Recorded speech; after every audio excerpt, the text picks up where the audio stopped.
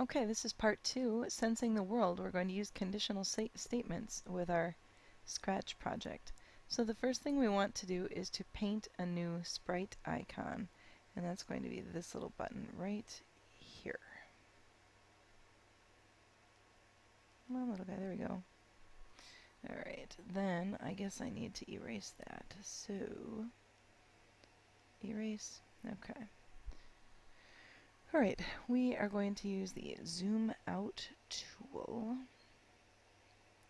Here's our zoom in, zoom out to make sure it's all the way down to the smallest.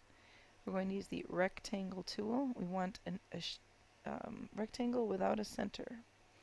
And click and drag to have a border all the way around so that I can see it. There we go. Then we're going to use a filled rectangle to create a basic maze. Since we're just getting going, I think that not a very difficult maze is important. I'm going to follow Mr. Mashad's start. I think I'm going to make this one slightly different though. There we go. Alright, there's going to be my maze. I'm going to click OK. That's our drawing. Now notice our sprite is there. It's just called Sprite 1 again. If I click on it, I can go up here and change the name to Maze. That's important because if you end up with a lot of sprites, you don't want them to be called sprites 1, 2, 3, 4, and sprite 306, whatever. It'd be too difficult. Okay, now we want our purple eater guy to bounce off the maze. Now something you might notice is he's a little bit big. So I'm going to click on him because we want him to be able to fit through these holes, and I'm going to shrink him. So I'm going to hit the little shrink button up here. This is to grow the sprite, this would be to delete it, and this would be to duplicate it, which can come in quite handy. So I'm just going to click on him until he's small enough for what I want him to do. Okay. Alright, so now as he fit, not quite yet. Shrink, shrink, shrink, shrink, shrink. Okay, there's my purple guy. Alright, now he's still not big enough. Alright, fine. Or he's still too big, I mean. Make him really small. Okay, so he is small. Now, I need to do we're going back to my eater script, so purple eater, that's perfect. We want to go back to control, and we want when our green flag is clicked.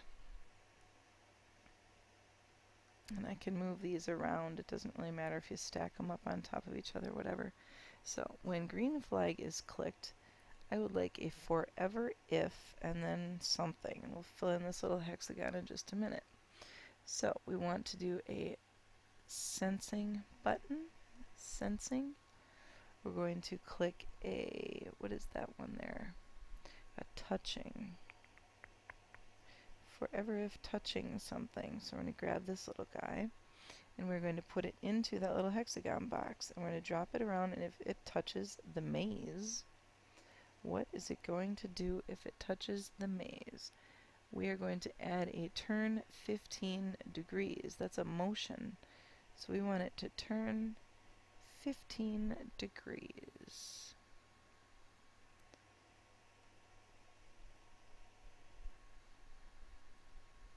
Except I'm going to change 15 to 180. And I'm going to have him move 10 steps. And if I drag it into the center there, then it just kind of keeps going. So now, if I click the green flag to start the program, because it tells it to do that, if I move up, that's great. If I hit the thing, he should bounce off. And he does. Look at that. He bounces off, and he bounces off. Excellent. So now I'm going to click the stop button, and then continue. Alright, we did it. That's part 2.